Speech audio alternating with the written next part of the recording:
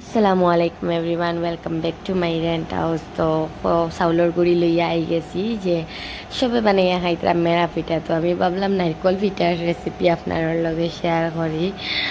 এখনকার দিনও তো খুব চলের চাইর ভাই মানুষে এই দিনও পছন্দ করেন।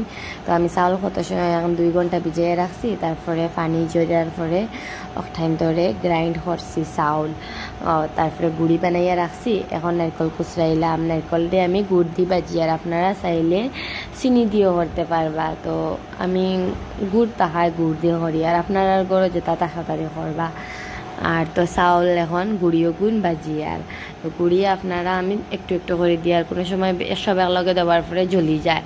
তো একটু একটু করে দেওয়া লাগলে নিজেও কোনোবাই চুট ফাইলাম না, নাইলে তো স্পিডে করাত লাগিয়া আতত জ্বলি যায়। তো এ তুরা তুরা করে দিলে প্রবলেম হয় না।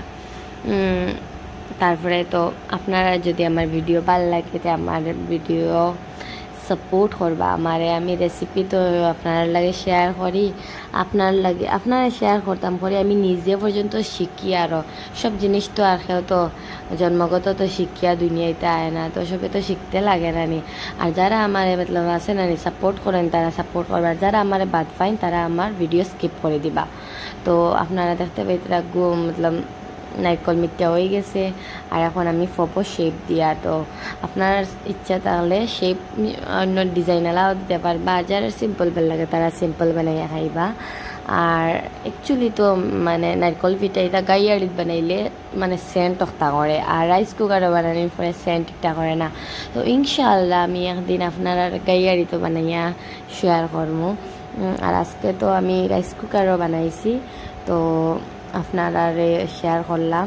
তো কীরকম লাগলো আমার ভিডিও কমেন্ট করো। রাইস কুকারও বানাইতে পারবা যদি আপনার গরো গাইয়ারি থাকে, তো গাইয়ারিতো বানাইবা। আমার তো গাইয়ারি ভাল লাগে সেন্টর কারণে, আর রাইস কুকারের সেন্টও করে না, জাস্ট আর কিছু না। তো কীরকম লাগলো আমার ভিডিও, আর কমপ্লিট হয়ে গেছে আপনার লগে মাতি মাতি আমার নারকল পিঠা। তো ইনশাল্লাহ আপনার লগে আরও ভালো ভালো রেসিপি শেয়ার করবো ইন ফিউচার। আর যদি আমার ভিডিও ভালো লাগে তো আমার বেশি করে সাপোর্ট করবা। বহুত মেহনত লাগে একটা ভিডিও বানাইতে, এলা নাই যে ভিডিও আলে এক হাতে রান্দা তারপরে ভিডিও করা। এক তো আমার একজন হেল্প করদাও নাই, নিজে নিজে করে, কারণ কারোর সাপোর্ট লইতে মিলাও তো আমার আবার চ্যানেল গ্রো করছে না। তো আপনারা বেশি করে সাপোর্ট করবা। কীরকম লাগলো আপনারা ট্রেডিশনাল রেসিপি তো কমেন্ট করে কইবা। আল্লাহ হাফিজ, আবার দেখা হইব অন্য একটা ভিডিওত।